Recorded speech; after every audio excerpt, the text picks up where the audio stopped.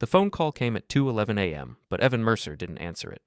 He sat in his Kit Karen chair, watching his daughter sleep fitfully on the couch, and let Darlene Holt's name flash across the screen until it went dark. Some conversations could wait, some couldn't happen at all until you were ready for them. 12 hours earlier, he'd found Nora in the woods off County Road 47, sitting against a maple tree with her knees drawn up, dirt streaked across her wedding dress like accusations. She wasn't crying. That worried him more than tears would have. When people stopped crying, it meant something had broken that tears couldn't fix. "Hey, baby girl," he'd said, crouching down to her level the way he had when she was 7 and afraid of thunder. "Let's get you home." She'd looked up at him with eyes that seemed older than her 23 years, older than they'd been just 2 weeks ago at Sunday dinner. "Daddy, I think I did something wrong." "No," he'd said, helping her to her feet with the same careful gentleness he used loading fragile packages at the warehouse. "You didn't." In the truck, as they drove the familiar roads toward town, Nora had finally spoken.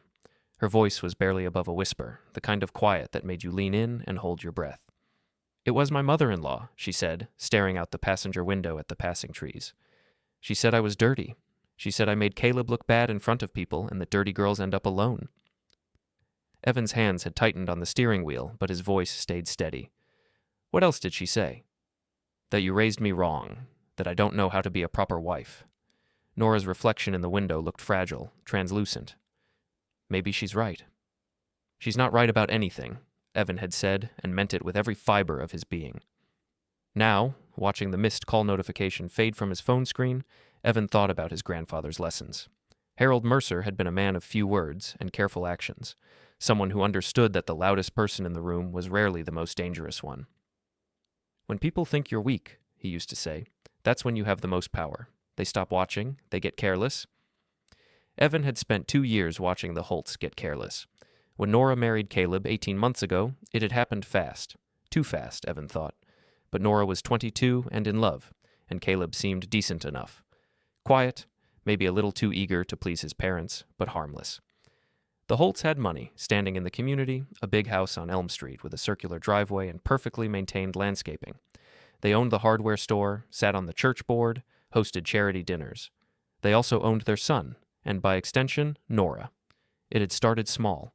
Darlene Holt suggesting that Nora might want to wear her hair differently for church, mentioning that the dress Nora had chosen was a bit much for a family dinner, offering to take Nora shopping because young wives need guidance. Each suggestion delivered with a smile, wrapped in concern, impossible to argue with without seeming ungrateful. Evan had seen it happening, but Nora had seemed happy, or at least content.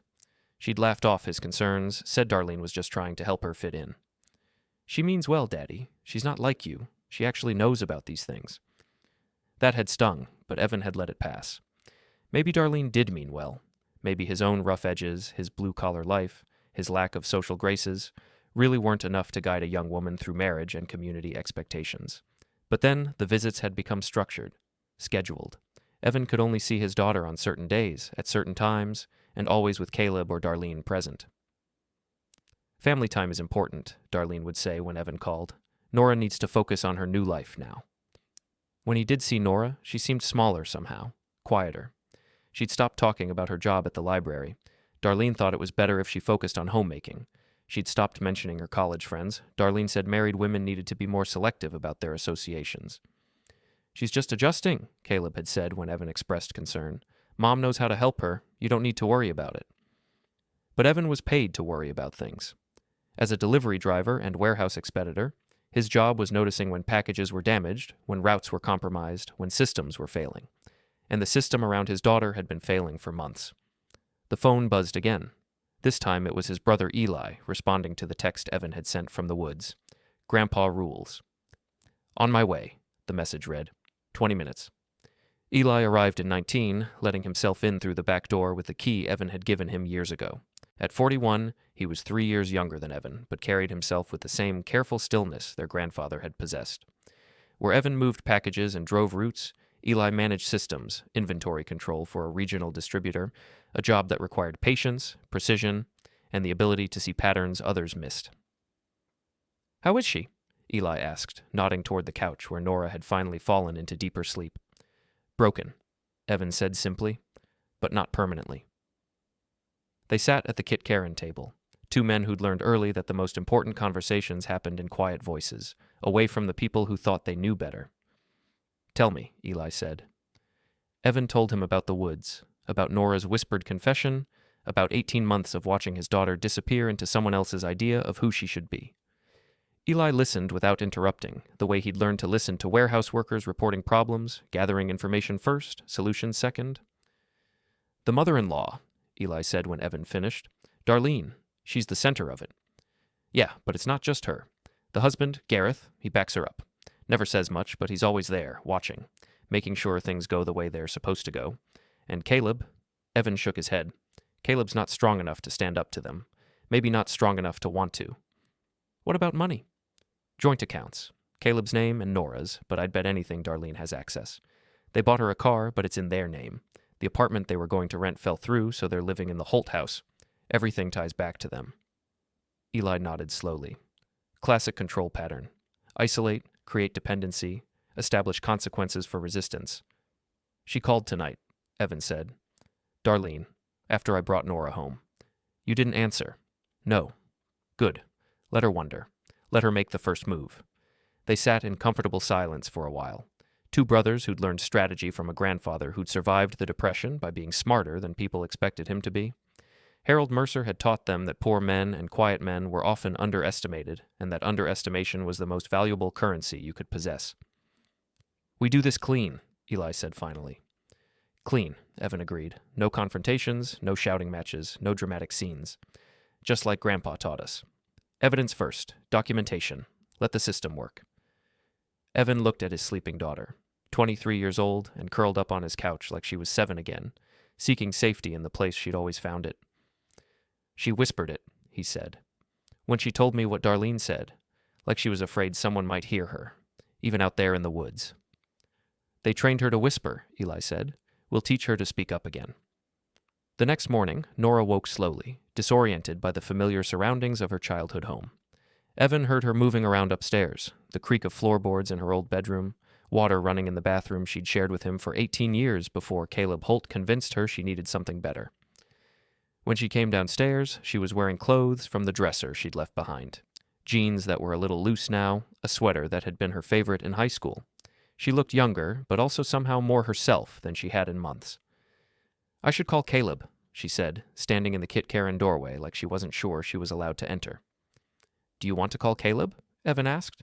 The question seemed to surprise her. She opened her mouth to answer, then closed it, considering. "I don't know," she said finally. "I should want to, shouldn't I?" "There's no should about it, baby girl. There's just what you want and what you don't want." She sat down at the table where she'd done homework for 12 years, where she'd told him about her first job, her first heartbreak, her plans for college and career, and all the dreams that had gotten smaller and quieter over the past 18 months. "I used to want things," she said. "I wanted to finish my degree. I wanted to travel. I wanted to write. Remember how I used to write those stories?" Evan remembered. Nora had filled notebooks with stories about brave girls and magical places, tales where the heroes were often the people others overlooked. "I still have them," he said. "Your notebooks. They're in your room." Darlene said writing was selfish. She said married women needed to focus on real responsibilities, not fantasies. "Darlene says a lot of things?" "She does?" Nora stared out the Kit Karen window at the small backyard where Evan had taught her to throw a baseball, to identify birds, to find her way home by the stars. "She talks all the time, about everything, about how I should dress, how I should cook, how I should talk to Caleb, how I should talk to other people, how I should sit in church, how I should arrange flowers, how I should organize a closet." "What does Caleb say when she does that?" "Nothing. He says I should listen because she knows better than I do. He says I'm lucky to have someone who cares enough to help me."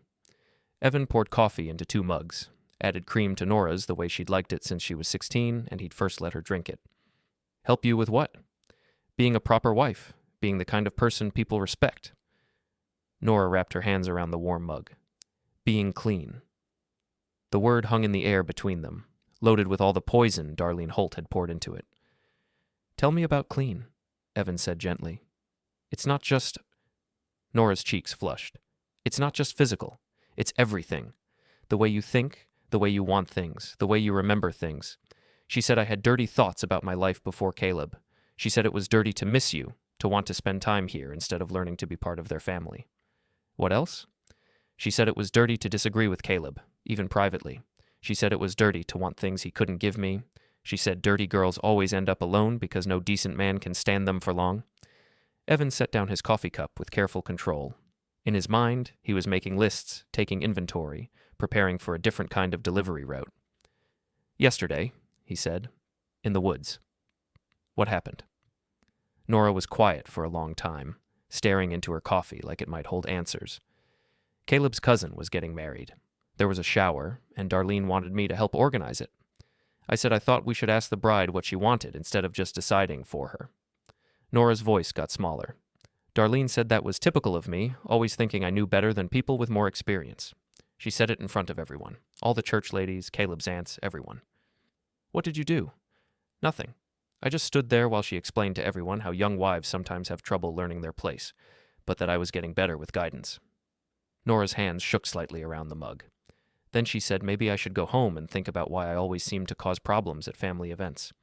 So, you went home. I went to their house, but when I got there, Caleb was angry. He said I'd embarrassed his mother, embarrassed him. He said I needed to go apologize, but first I needed to think about what kind of person argues with someone who's only trying to help them. And then, he left, said he was going to his parents' house and I should stay home and think about how to be better. Nora's voice dropped to almost a whisper. I sat in that house for 3 hours, trying to figure out what I'd done wrong, trying to understand why wanting to ask the bride what she wanted was such a terrible thing. But you couldn't figure it out. No.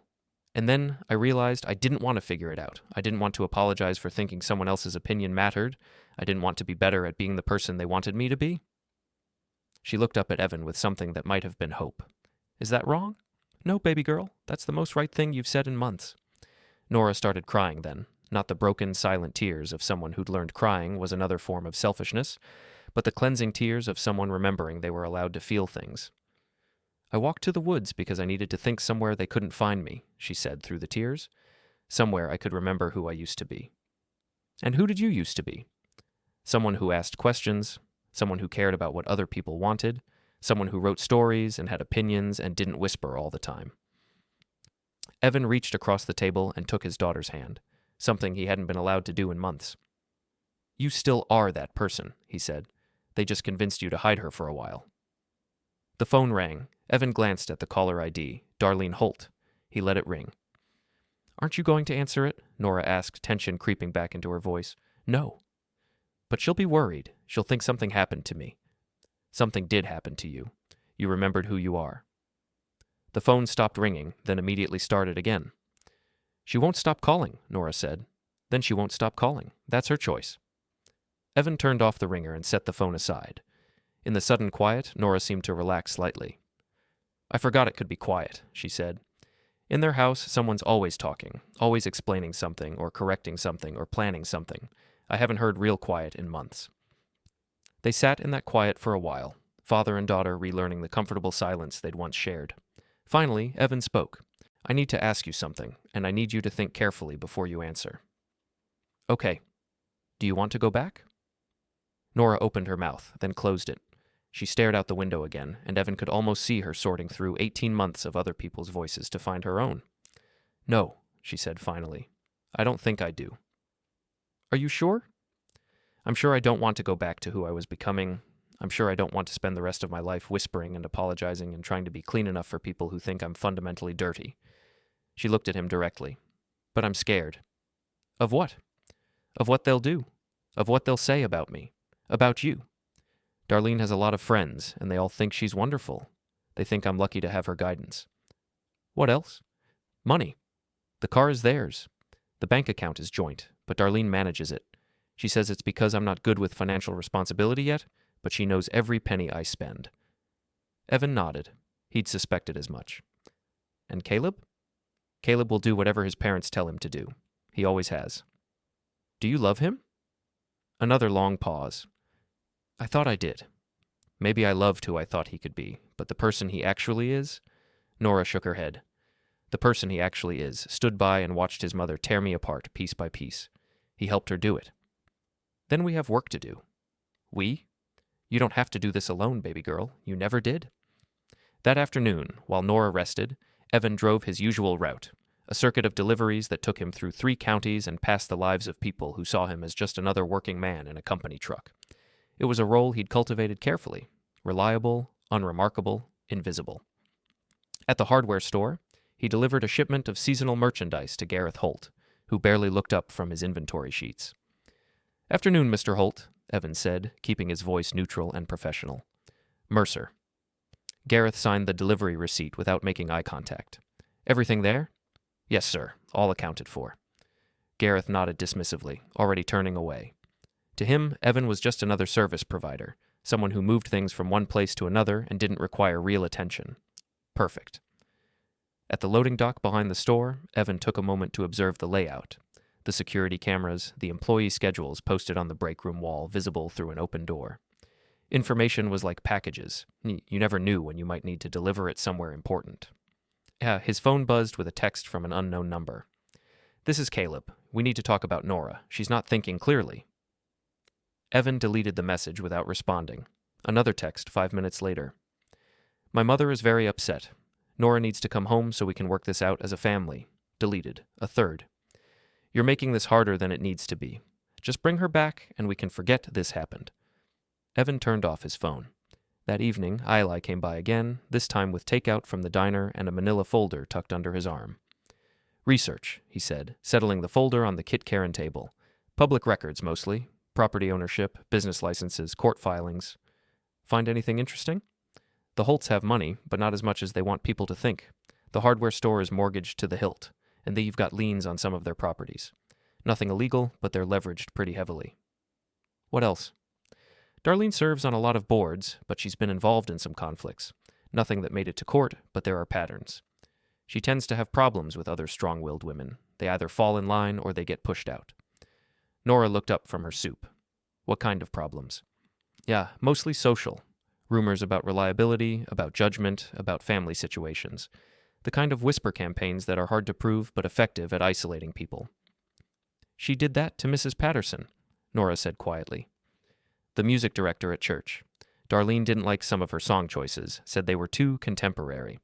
Within 6 months, Mrs. Patterson resigned. Darlene said it was because she wasn't a good fit for the community's values." "What really happened?" "Mrs. Patterson told me later that people started questioning everything she did. Her teaching methods with the children's choir, her husband's business practices, even her daughter's college choices. Nothing direct, just concerns. Suggestions that maybe the church needed leadership that better reflected traditional values." Eli made a note in the margin of a document. "Classic pattern. Isolate the target, create doubt about their judgment, offer yourself as the reasonable alternative." She's been doing it to me, Nora realized, making me doubt my own thoughts, my own feelings, making me think I needed her guidance to be acceptable. "The difference," Evan said, "is that you figured it out. Mrs. Patterson left town, you came home." "But what if she does the same thing to me that she did to Mrs. Patterson? What if she convinces everyone that I'm unstable or ungrateful or—" "Then she does," Eli said calmly. "But this isn't about what people think. This is about what's legal, what's documented, and what institutions care about." "I don't understand." Evan leaned forward. "Darlene's power comes from social pressure, from controlling narratives and managing appearances. But there are systems that don't care about her opinions. Legal systems, financial systems, official processes that run on documentation, not charm." "We're going to fight her in places where her usual weapons don't work," Eli added. "Courts care about evidence, not gossip. Banks care about signatures and legal authority, not community standing." "What kind of evidence?" "Medical records, if you're willing. Financial records showing the control patterns, documentation of the isolation tactics." Eli opened the folder and pulled out several forms. "But first, we need to establish your independent legal status. Bank account in your name only. Address that isn't theirs. Paper trail showing you're making your own decisions." Nora stared at the forms like they were written in a foreign language. "This makes it real," she said. "It was already real," Evan replied. "This just makes it official." "What if I'm wrong? What if I really do need guidance, and I'm just being selfish and ungrateful, like Darlene says?" "Then you'll figure that out on your own timeline. Making your own choices," Eli said. "But you'll figure it out as yourself, not as someone else's project." Nora picked up a pen, then set it down again. "What if they're right about me?" "Right about what?" "That I'm dirty. That I'm the kind of person who breaks up families and causes problems and doesn't know how to be grateful. Evan felt something cold and sharp settle in his chest. This was the deepest cut, the one designed to make his daughter believe she deserved the treatment she'd received. "Look at me," he said gently. Nora met his eyes. "You are not dirty. You are not selfish. You are not ungrateful. You are a young woman who asked a simple question about what a bride might want for her own wedding shower and got punished for thinking someone else's opinion mattered. But no buts. That's what happened. Everything else is noise designed to make you forget that the thing you did wrong was caring about someone else's feelings." Nora was quiet for a long moment. "I keep hearing her voice in my head," she said finally, "explaining why I'm wrong, why I don't understand, why I need to be better." "That'll fade," Eli said, "but it takes time and it takes practice thinking your own thoughts." "How do I know which thoughts are mine?" "The ones that don't make you feel ashamed of caring about people," Evan said. Nora picked up the pen again, and this time she didn't put it down. The next morning brought a knock at the door.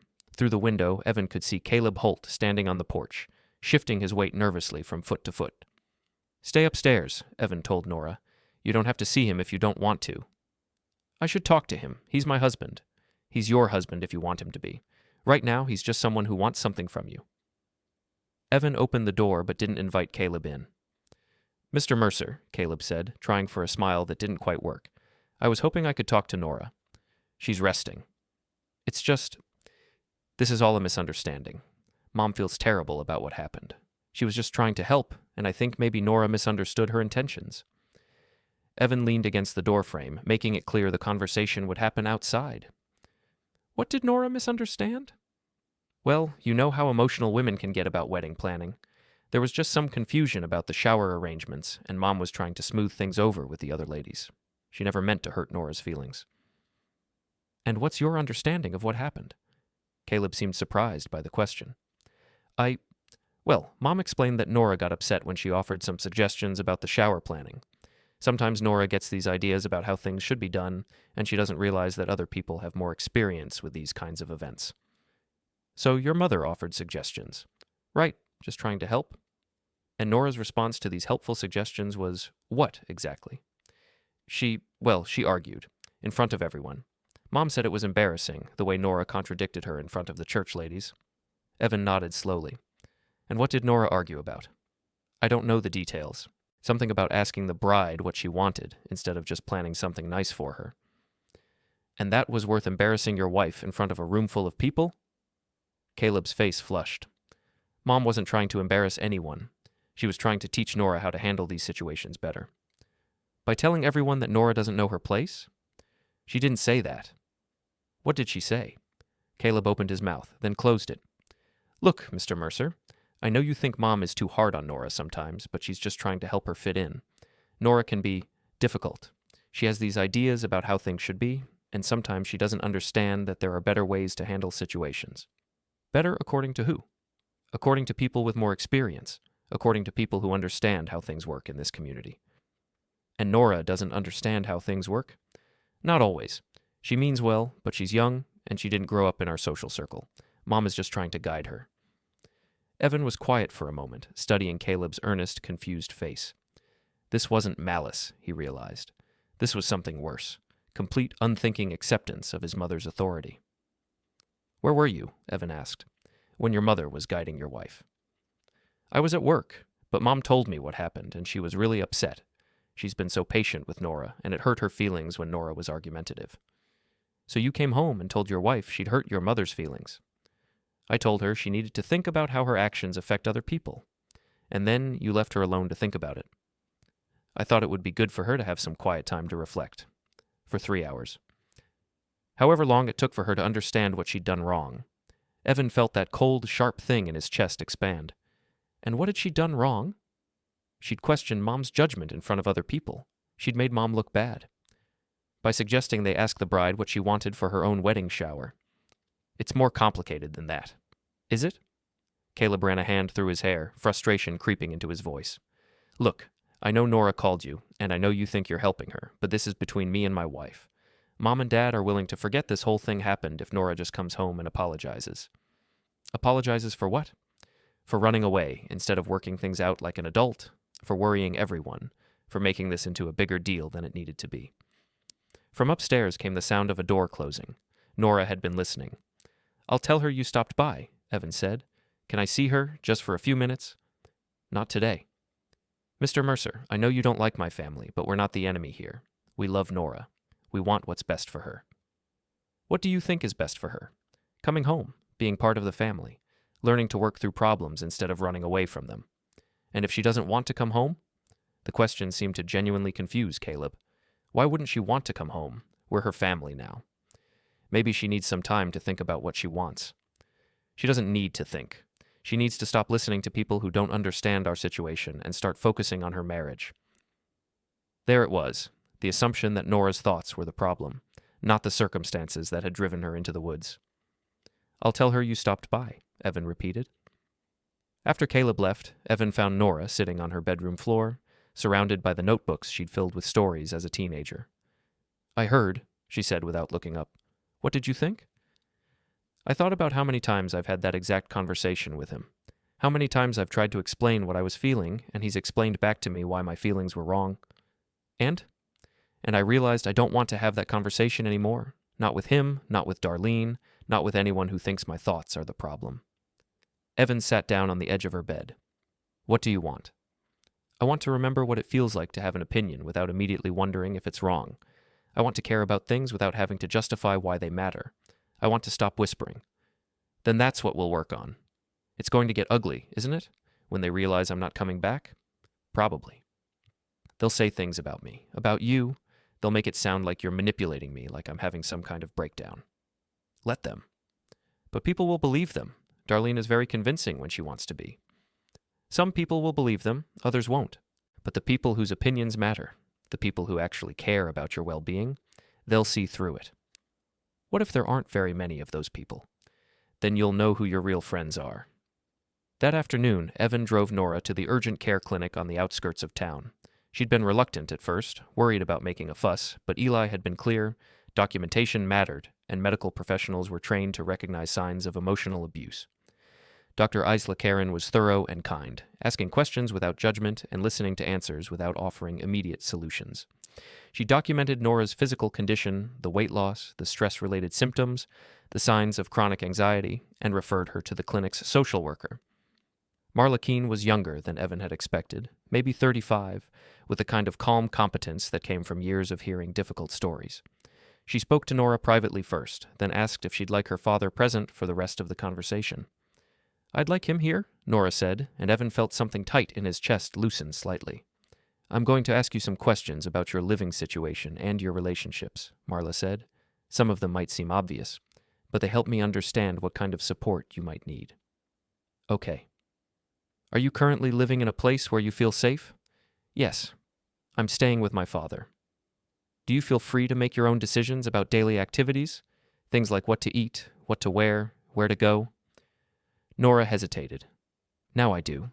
But for the past year, no. Not really." "Can you tell me about that?" Slowly, carefully, Nora described the gradual erosion of her autonomy, the suggestions that became requirements, the criticism disguised as concern, the isolation from friends and family, the financial control, the constant message that her judgment was flawed and her thoughts were selfish. Marla took notes, asking occasional clarifying questions, building a picture of systematic emotional abuse. "Have you been threatened with physical harm?" "No, nothing like that. It was more, they made me feel like I was fundamentally wrong about everything, like I couldn't trust my own thoughts. That's called gaslighting, and it's a recognized form of psychological abuse." The word hung in the air, abuse. Nora had never used it, had never thought of her situation in those terms. "But they never hit me," she said. "They gave me things. Nice clothes, a car, a place to live.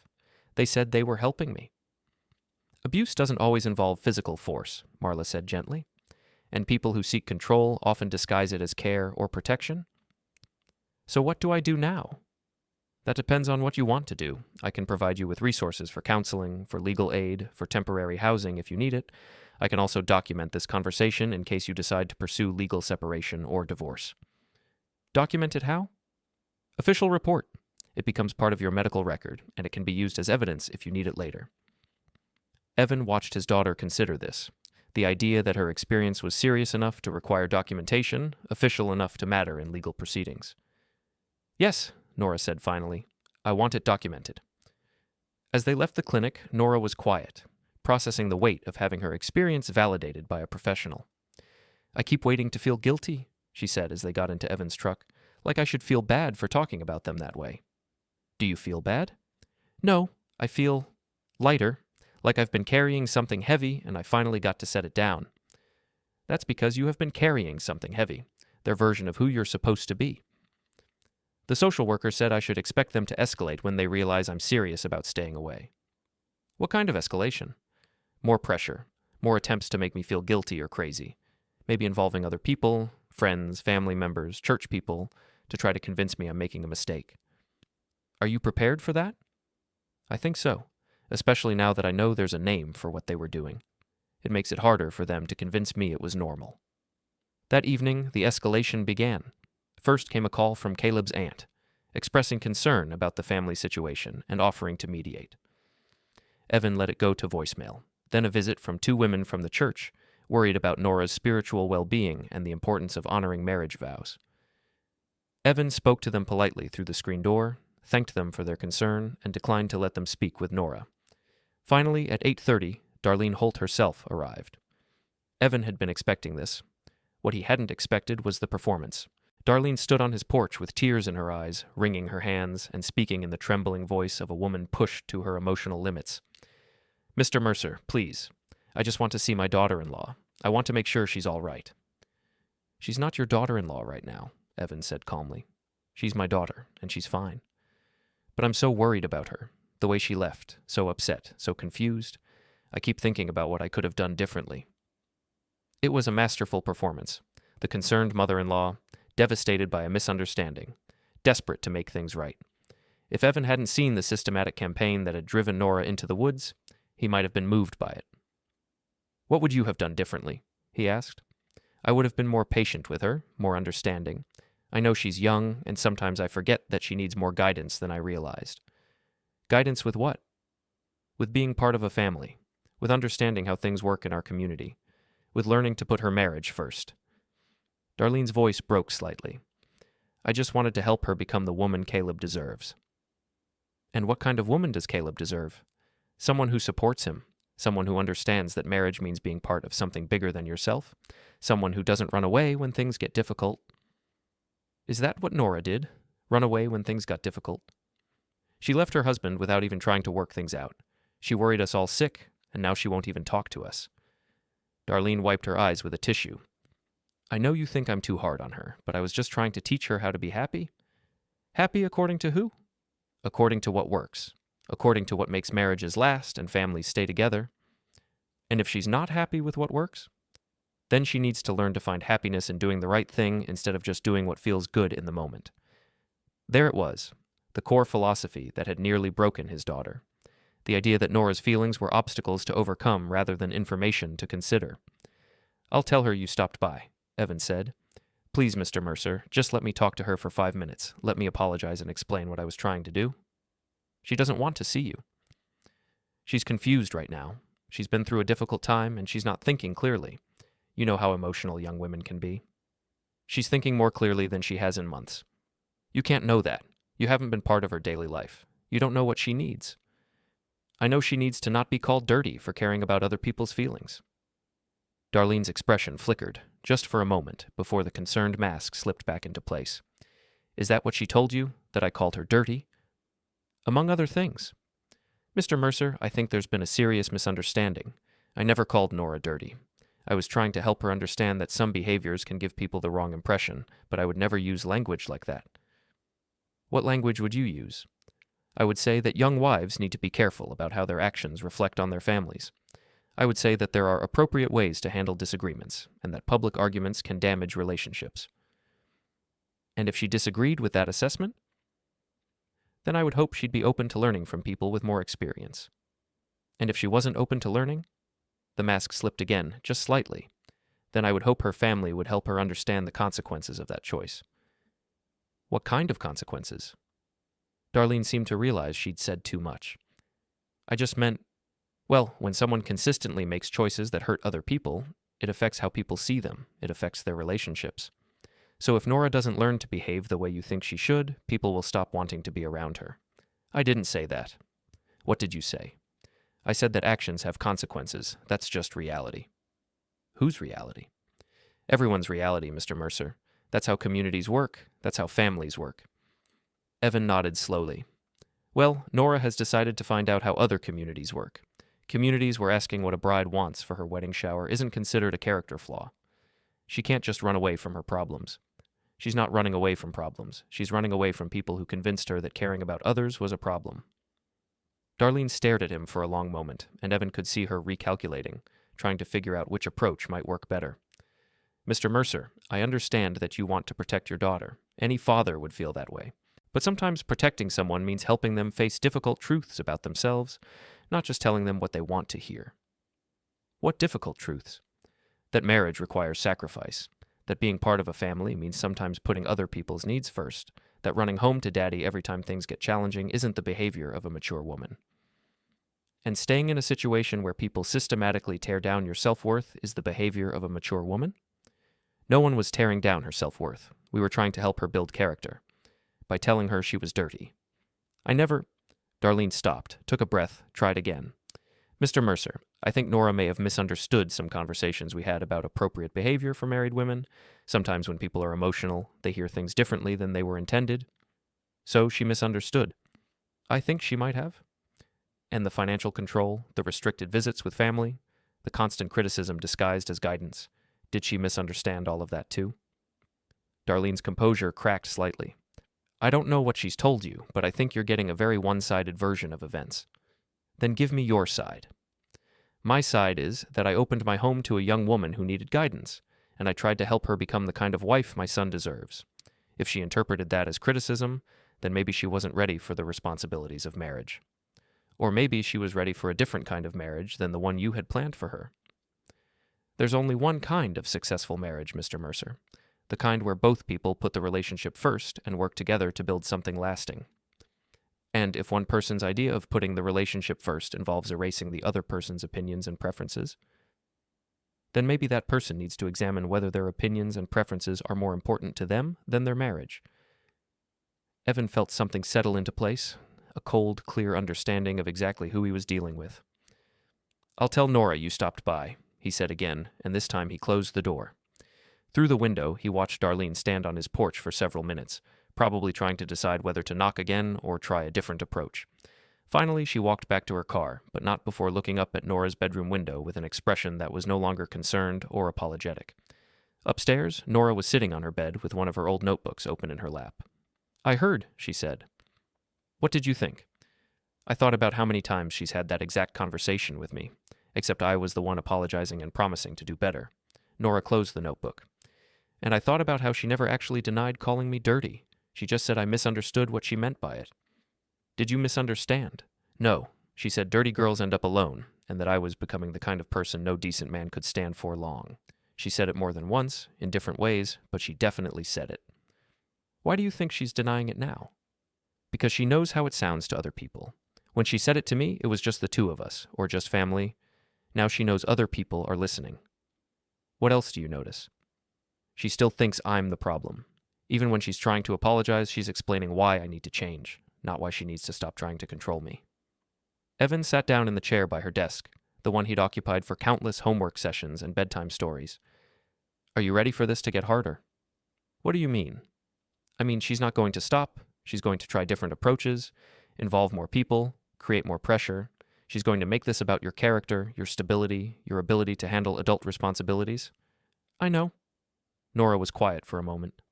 But I keep thinking about what the social worker said, that abusers frame their control as care.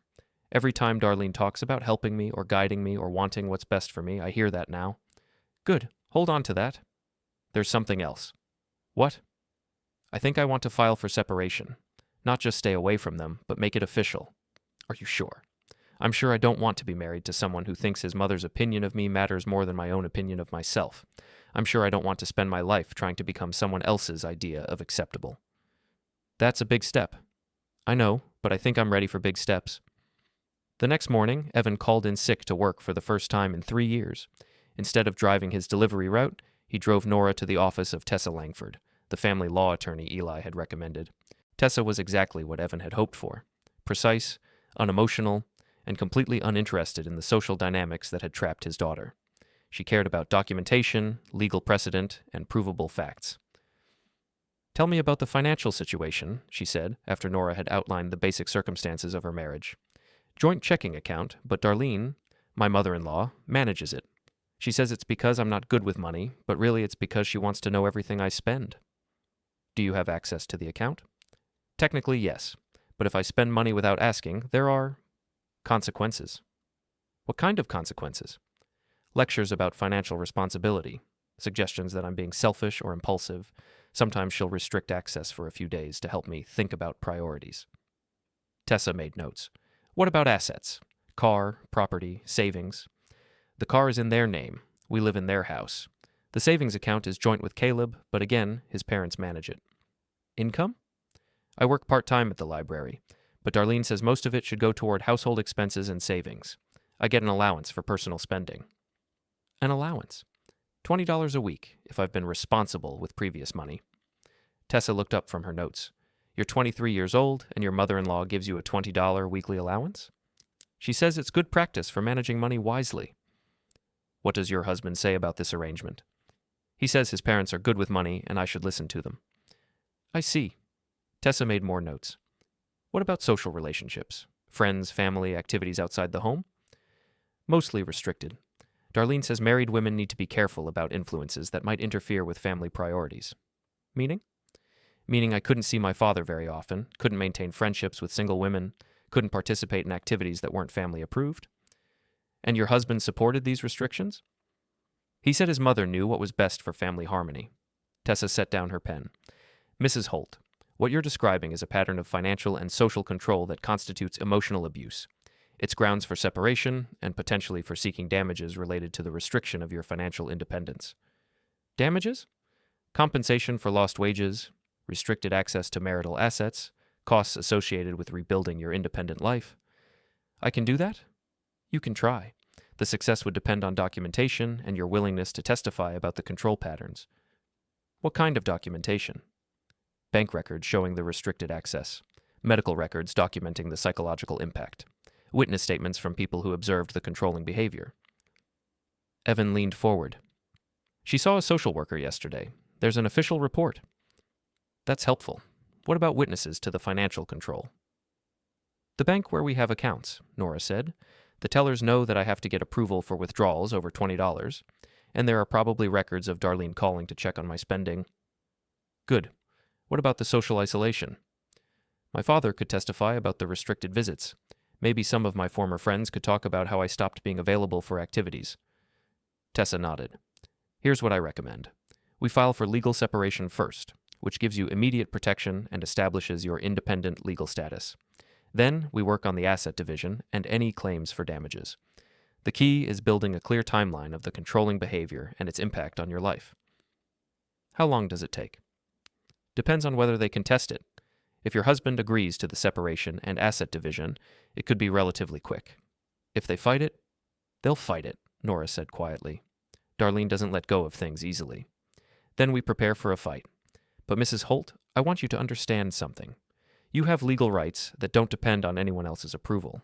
You have the right to control your own finances, to see your family, to make your own social choices. Those aren't privileges someone can take away from you.